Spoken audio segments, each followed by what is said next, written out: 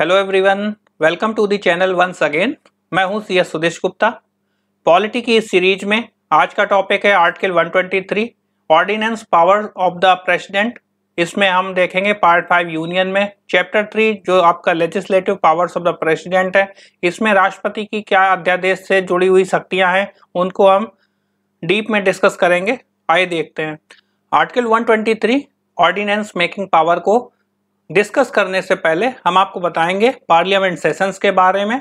संसद के सत्र के संबंध में संविधान के अनुच्छेद 85 यानी आर्टिकल 85 में प्रावधान किया गया है। संसद के किसी सत्र को बुलाने की शक्ति सरकार के पास है। इस पर निर्णय संसदीय मामलों की कैबिनेट समिति द्वारा लिया जाता है, जिसे राष्ट्रपति द्वारा औपचारिक रूप दिया जाता है। तो हमें याद रखना है कि पार्लियामेंट का जो भी सेशन बुलाया जाता है उसकी पावर किसके पास है? उसकी पावर है सेंट्रल गवर्नमेंट के पास। तो आप याद रखेंगे कि संसद को जब भी किसी सत्र में बुलाया जाता है तो उसकी पावर जो अभी रूलिंग गवर्नमेंट होती है, सेंट्रल गवर्नमेंट, उसके पास होती है। आइए आगे देखेंगे कि कितने सत्र होते हैं। भारत में कोई निश्चित संसदीय कैलेंडर नहीं है।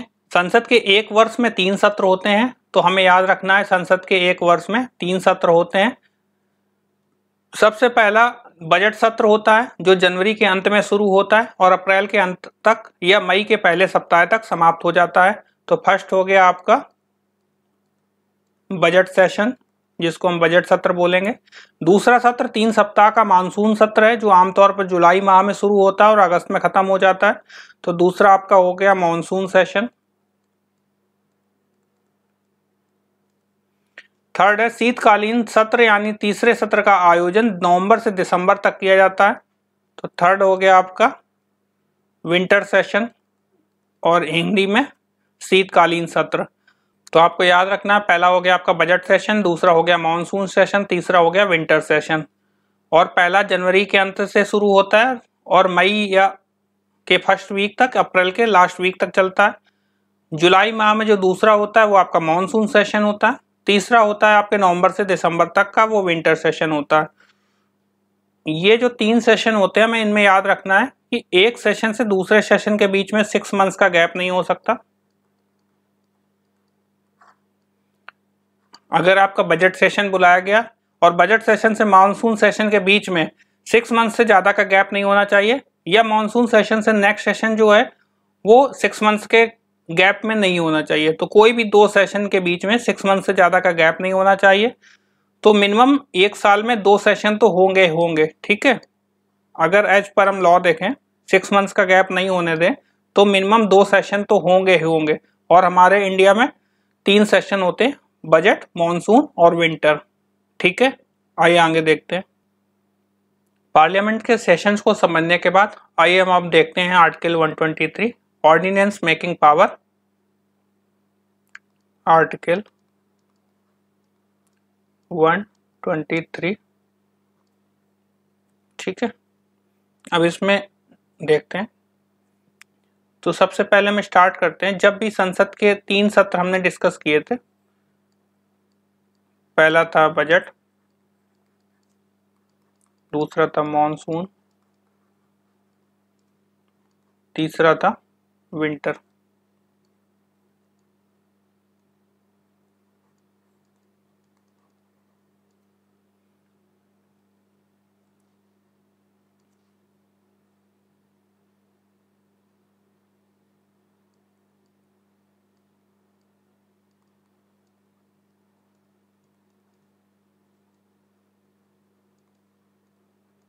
ठीक है, बजट, मॉनसून, विंटर।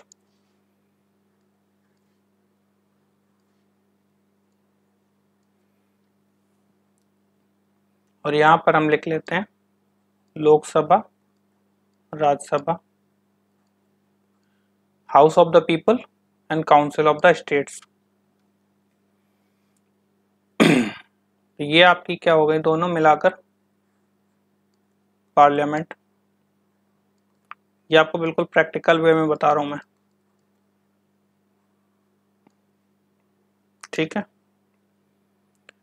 जब भी पार्लियामेंट के दोनों सेशंस, लोकसभा या राज्यसभा, दोनों सेशंस एक्टिव नहीं होंगे, चल नहीं रहे होंगे, और कोई ऐसी नेसेसिटी आ जाती है या कोई ऐसी इमरजेंसी आ जाती है जिससे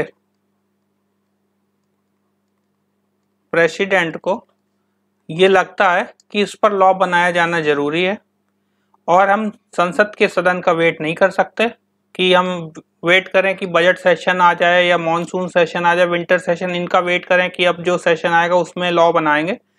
तो इतना वेट करने का टाइम ना हो और कोई ऐसी बहुत इमरजेंसी या नेसेसिटी हो उस पर लॉ बनाया जाना बहुत ही जरूरी हो, तो प्रेसिडेंट क्या करेंगे, प्रेसिडेंट आर्टिकल 123 में ऑर्डिनेंस लेकर आएंगे। और ये ऑर्डिनेंस किसकी सलाह पर लाया जाएगा, जो आपके काउंसिल ऑफ मिनिस्टर्स हैं उनकी सलाह पर प्रेसिडेंट ऑर्डिनेंस लेकर आएंगे।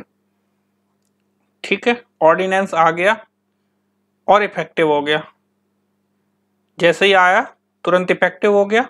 अब इसको आगे क्या कितना टाइमलाइन दिया गया है, तो इसको ऑर्डिनेंस को टाइमलाइन में बने रहने के लिए कि इसकी वैलिडिटी बनी रहे, इसका टाइम पीरियड है with in 6 weeks.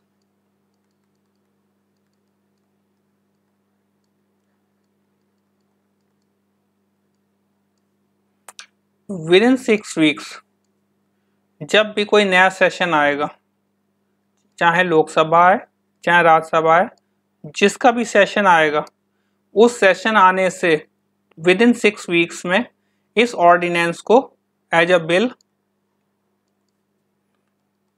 Bill parliament में प्रेजेंट किया जाएगा और इसको पास कराना होगा जैसे नॉर्मल कोई भी बिल पास होता है।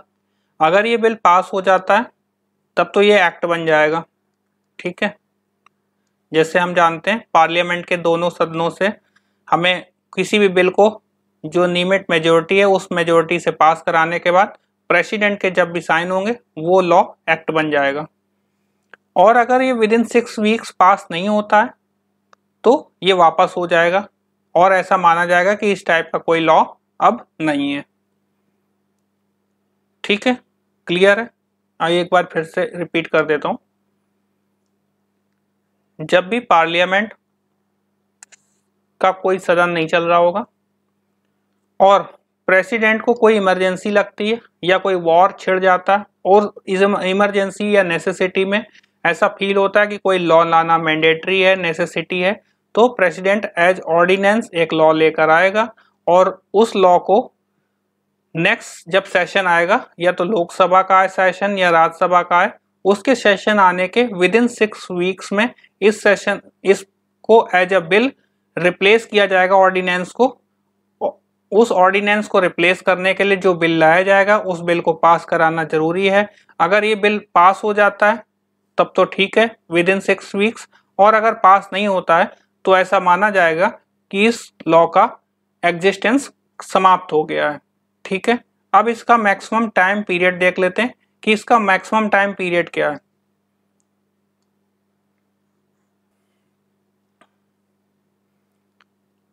अभी हमने देखा 3 सेशंस होते हैं, तो सबसे बड़ी बात है 2 सेशंस के बीच में 6 मंथ से ज्यादा का गैप नहीं हो सकता।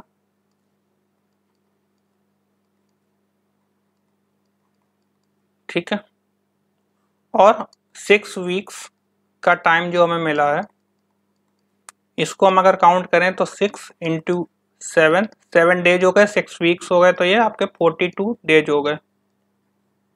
इसको हमने डेज में कन्वर्ट कर लिया।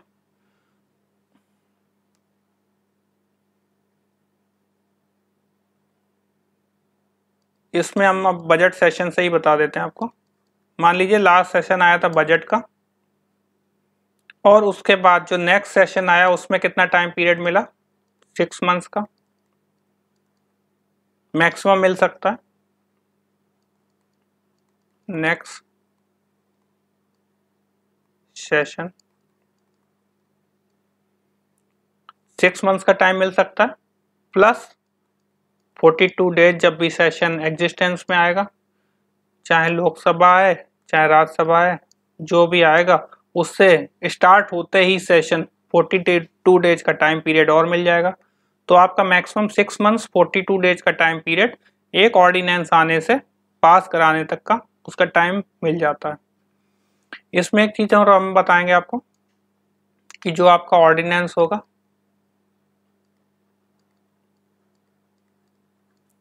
वो अस्थायी नेचर का होगा, क्योंकि जब तक संसद में पास नहीं हो जाएगा तब तक स्थायी नहीं हो सकता, क्योंकि आगे चलकर अगर संसद में पास नहीं हो पाया तो ये अस्थायी नेचर का माना जाता है।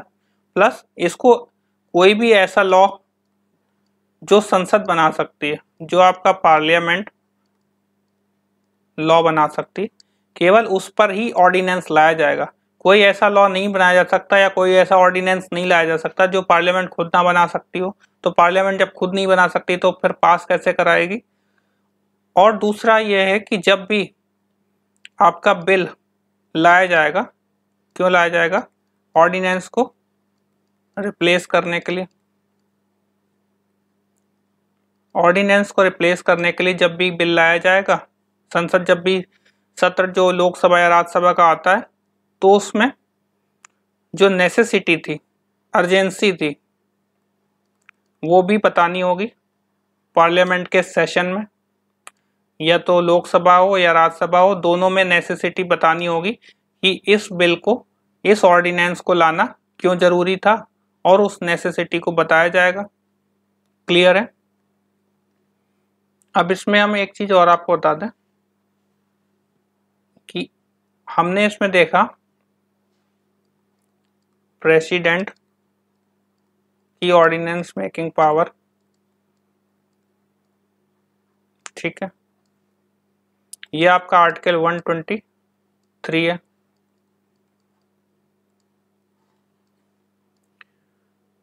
सेम स्टेट्स के लिए जो गवर्नर की पावर होगी वो होगी 213। ये आपका आर्टिकल 213 में गवर्नर की ऑर्डिनेंस मेकिंग पावर होगी। तो 123 है आपकी प्रेसिडेंट की और गवर्नर की क्या होगी 213। और ये स्टेट्स के लिए कि स्टेट के लिए कोई अर्जेंसी या कोई ऐसा लॉ लाना होता है तो वो गवर्नर स्टेट के लिए ऑर्डिनेंस लेकर आ सकता है। क्लियर है। आइए आगे देखते हैं। आर्टिकल 123 पर आपके लिए दो केस लॉ लेकर आया हूं। एक है RC Cooper versus union of India 1970। इसमें सुप्रीम कोर्ट ने ये बताया था कि प्रेसिडेंट जो ऑर्डिनेंस लेकर आएगा उसको चैलेंज किया जा सकता है।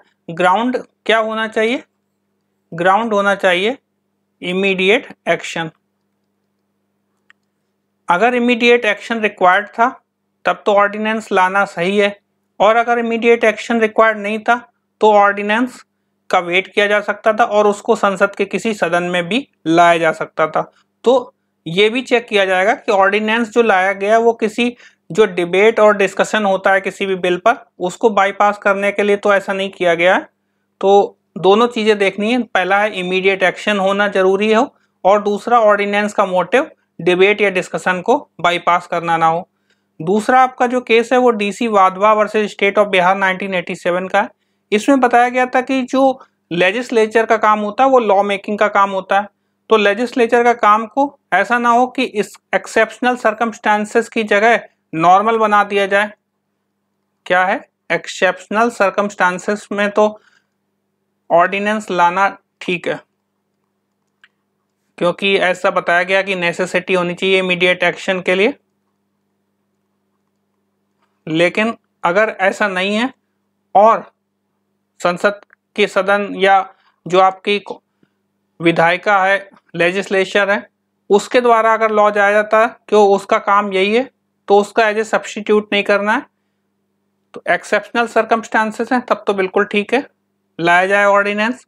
और अगर ऐसा नहीं है तो लेजिस्लेचर को अपना लॉ मेकिंग का काम करने दिया जाए। तो एज ए सब्स्टिट्यूट नहीं होना चाहिए ये चीज।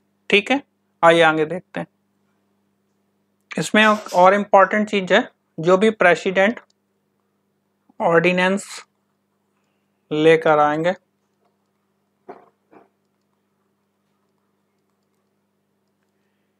इसका आर्टिकल 13 में जुडिशियल रिव्यू भी कराया जा सकता है।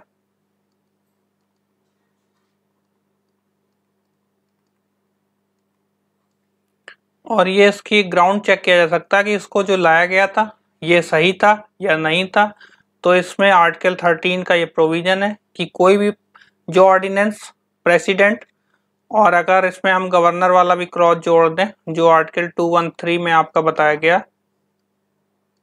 तो ये जो दोनों ऑर्डिनेंस लाए जाएंगे या तो प्रेसिडेंट के द्वारा या गवर्नर के द्वारा, तो उनका आर्टिकल 13 में जुडिशियल रिव्यू यानी कि न्यायिक जांच करवाई जा सकती है और उसको पाया जा सकता है कि इसका लाया जाना नियमों के अनुकूल था या प्रतिकूल था, या इसको हम वेट कर सकते थे, या कोई इमरजेंसी नहीं थी या कोई अर्जेंसी नहीं थी। तो वो सारे इसके ग्राउंड्स हैं, वो चेक किए जाएंगे। अगर ऐसा नहीं होता है तो इसको सही माना जाएगा। दूसरा है, एक प्रेसिडेंट अपने टाइम पीरियड में कितने भी ऑर्डिनेंस लेकर आ सकता है। इसकी कोई टाइम लिमिट नहीं है, कोई लिमिट नहीं है कि कितने ऑर्डिनेंस लाए। प्रेसिडेंट जितने चाहे मर्जी अपने 5 ईयर के पीरियड में ऑर्डिनेंस लेकर आ सकता है। ठीक है, तो ये था आपका article 123 ordinance making power of president. I hope आपको ये आर्टिकल अच्छे से समझ आ गया होगा। अगर इसमें अभी भी आपको कोई क्वेरी है आप मुझे कमेंट बॉक्स में बता सकते हैं। मिलते हैं अगले वीडियो में। Thank you so much, good bye.